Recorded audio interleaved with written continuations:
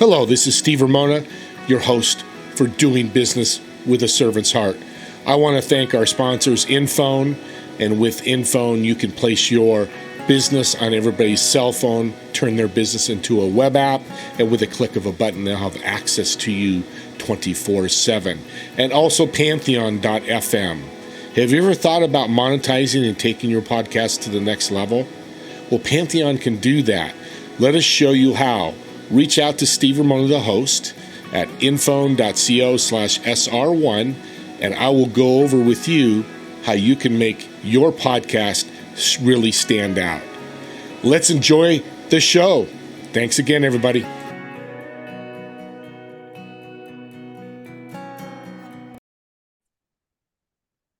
Welcome, everyone, to Doing Business with a Servant's Heart. This is your host, Steve Ramona, and I've got an interesting guest who does some very interesting things on the fly almost. And she's somebody that's a TEDx speaker, and she's done a lot in her short life, and she's going to do a lot more. Rosalyn, welcome to the show. Oh my gosh, it's such an honor and privilege to be here with you. You come with the highest regards. I've heard so many incredible things about your show. I've heard about your servant leader and how you just love helping the world. And I have so much I can learn from you. So I'm happy to be a guest. Well, let's talk about you. You tell me what a servant leader is. A servant leader is the person who goes out of their way to help other people. So I'm the one who, I'm the first one who always knows when someone is sick and in the hospital. And I'm like, oh, did you know so-and-so's in the hospital? You need to do something like that. I find out a person is without food. Okay, let me tell you 5 places that you can go and get some food. I've got some extra food in my house. Where can I go ahead and drop it off? Oh, we're doing a giveaway for food. Hey guys, you know that you need some food. Here's a place that you can go. Let me bring some home in my car.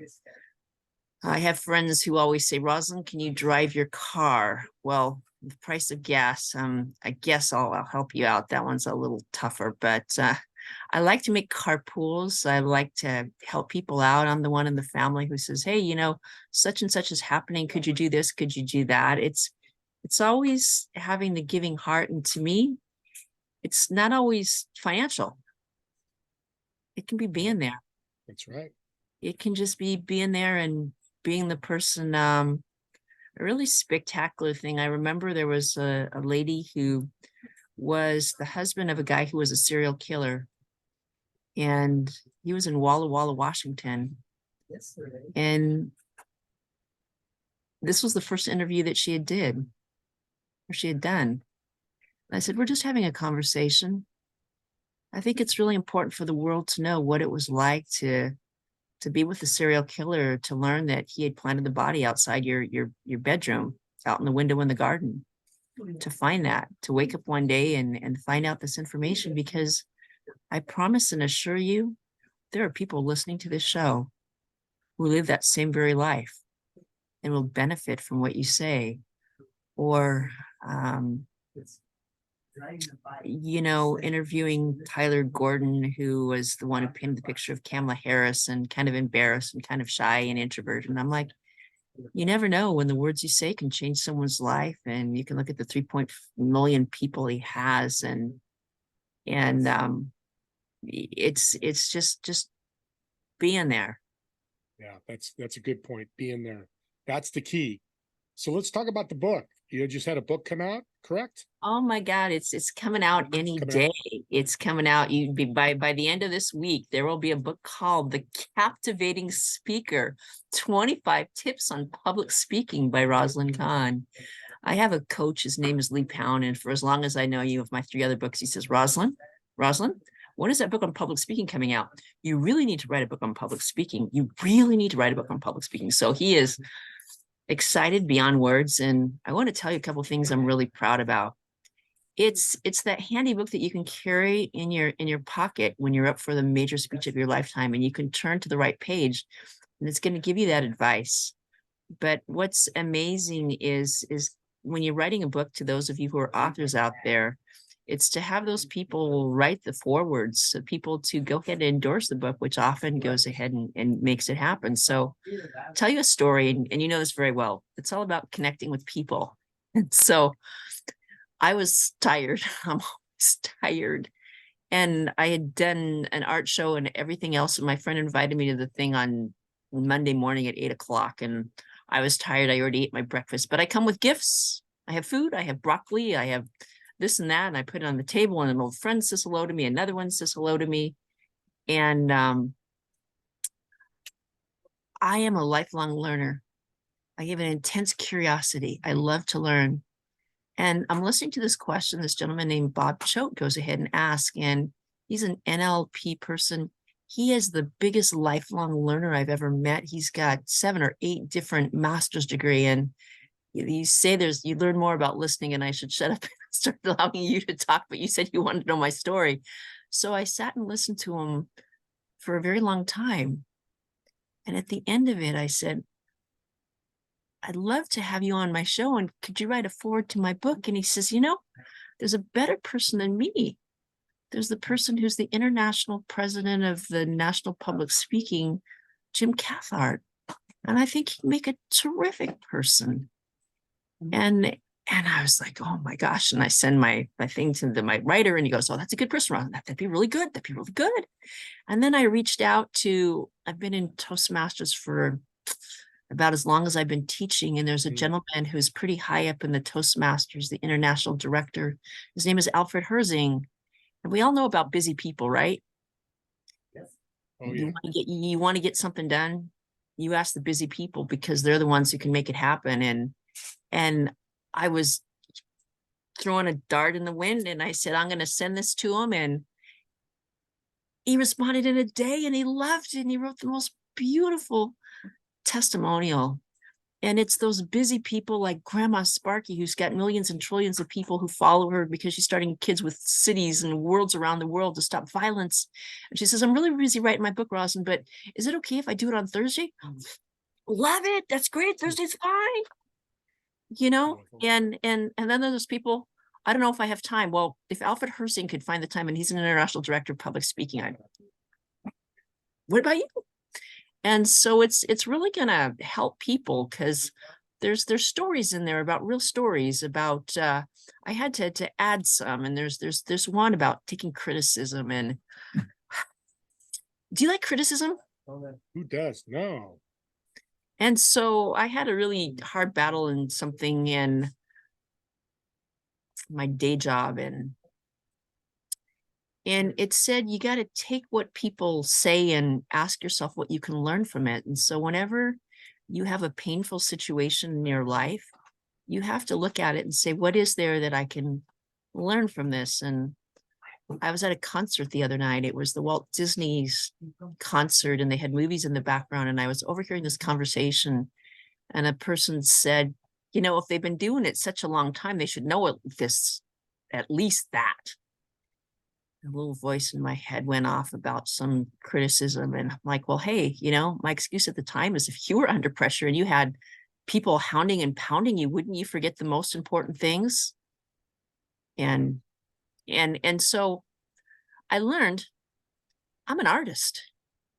And it was from this pain and this agony of this huge thing that is not me, that I turned my passion over into art. And before this call, I showed you a picture I had done just yesterday.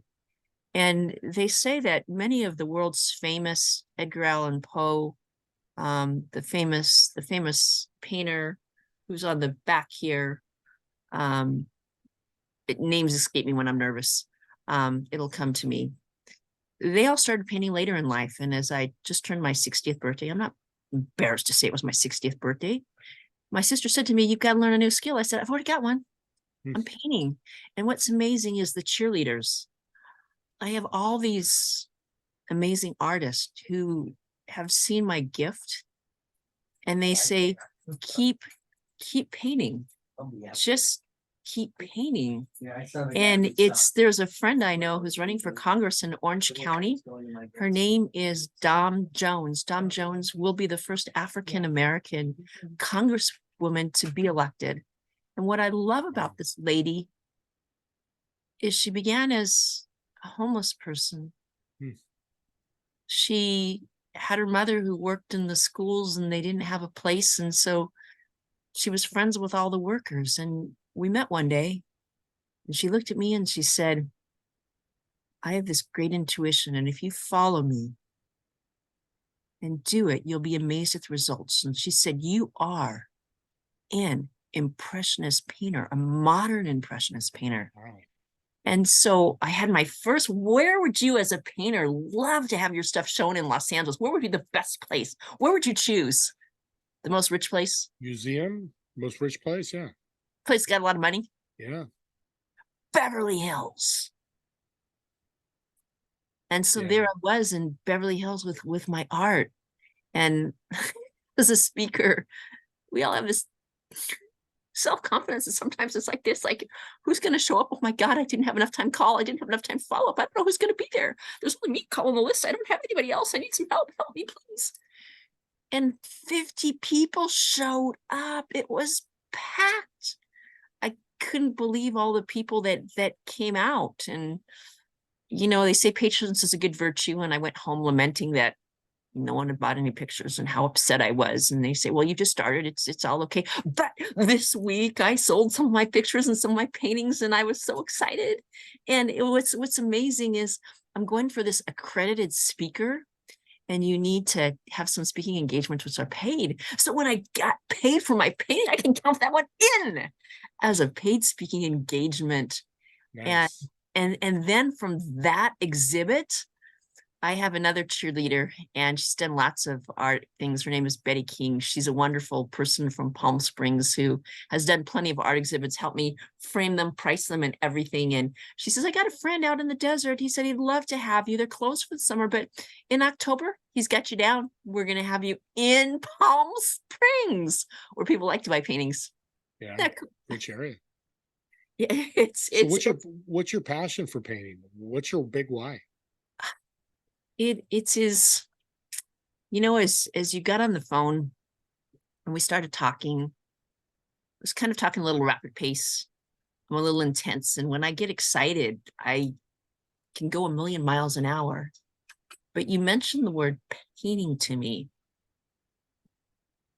And as I talk about that, my whole aura shifts.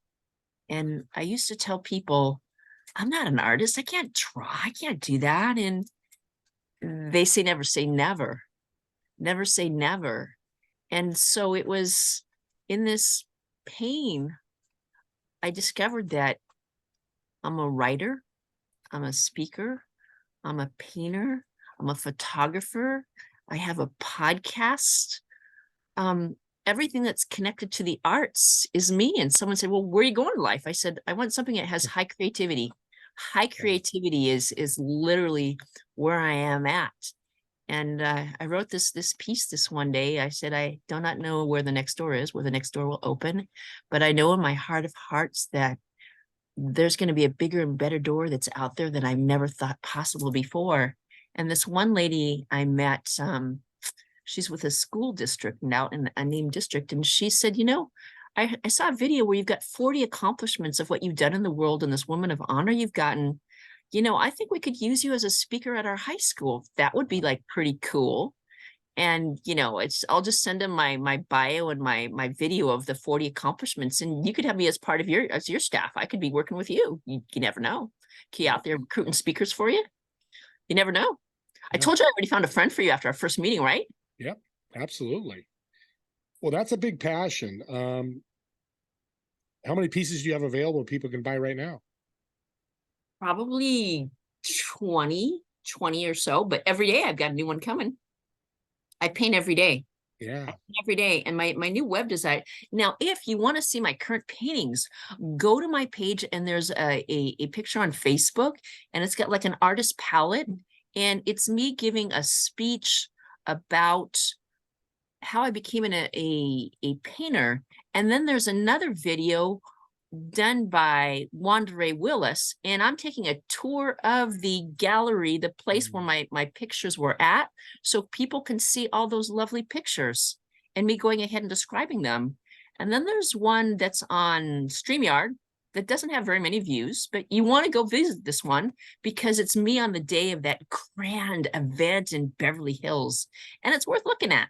It's worth looking at. But they always say it doesn't matter how many, it's the right people will see it. And as a friend of mine said in this group that I'm at, he said, what's the one thing that you do that you could do less of? Going and seeing how many likes are on my post. That's not really a good expenditure of time. No, it's not. What's your website so the audience can reach out to you? My website is really simple. It's my name, Rosalyn Kahn. So look at the name at the bottom. You go rosalinkahn.com and you can see it. And you can also follow me. I post regularly on LinkedIn. I post regularly on YouTube. We're now up to 400. Following your show, we're going to be hitting 1,000. You put it out there, we make it happen. Yep. You want to follow and subscribe because there's all sorts of videos from diplomats from around the world. There's a number of youth I've gone ahead and interviewed. There's world change makers. There is my best friend who is the diplomat from Sri Lanka. His name is Dr. Sholit, and he's my friend. Can you imagine you could say that you have a friend who's the ambassador for Sri Lanka? Wouldn't that be pretty cool? A great friend. Yeah, that's really cool. And how can they reach you? Is email? You want to put an email out there? How if somebody wants to it's my email directly? Is just my last name, first name at gmail.com. Okay. con.roslyn@gmail.com, or you can connect with me on LinkedIn or Facebook or any of those others. Send me a message and say that they met you on the Business with a Servant Harvard Heart podcast, and they can find you there. If they do mention that, I'm going to send them a $20 Amazon gift card. So the first 3 people that do that, just Rosalyn will reach out to me, say, hey, this person mentioned the podcast, and I'll send them an instant $20 Amazon gift card so they can buy your book, maybe. Oh my God, that's wonderful. Hey, I help you, you help me, together we're helping each other's family. Well, and where can they find your book? My book is going to be on Amazon, and when they go there, they want to go ahead and look. There's a few other books out there. Random Acts of Kindness Are Changing the World, my first one. A Message for Tomorrow's Leader. The last one's available in an audio book, and the next one will be 2. And then there's a special one. It's got photos of dogs and roses, and it's How to Reduce Stress and Anxiety. And the new one is called The Captivating Speaker, 25 Tips on Helping You Improve Your Speaking Skills. Very cool. Coming out this week. You mentioned something about coaching. Let's get into that a little bit. We got a few minutes left here. You coach. How do you coach? What are you coaching? How do you help people? Well, I coach people on the art of speaking. I might have mentioned I'm a TED speaker on the TED stage, as well as an ambassador for peace, face of WOHA, woman of heart, and all those other things. But everybody is scared of, how do I get up there and speak, or how can I take my speech and turn it into a TED Talk? I've done 3, working on my 4th, and I've coached a number of speakers.